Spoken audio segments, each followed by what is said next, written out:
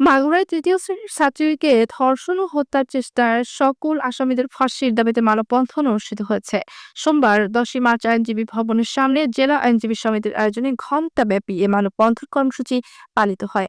এ সময় বক্তব্য রাখেন জেলা আইনজীবী সমিতির সাধারণ সম্পাদক অ্যাডভোকেট শাহেদ হাসান টগর, নারী ও শিশু নির্যাতন ট্রাইব্যুনালের পিপি অ্যাডভোকেট মনিরুল ইসলাম মুকুল, জাতীয়তাবাদী আইনজীবী ফোরামের সভাপতি অ্যাডভোকেট রুকনুজ্জামান খান।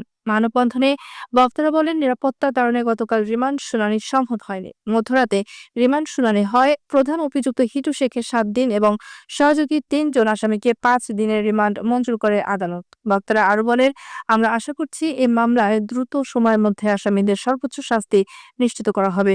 তার জন্য যা করার দরকার আইনজীবী সমিতির পক্ষ থেকে সর্বোচ্চ পদক্ষেপ গ্রহণ করা হবে। একই সাথে মাগুরা জেলার সকল আইনজীবী এই ধর্ষকদের পক্ষে আইনি লড়াই থেকে বিরত থাকবে বলে জানান বক্তারা।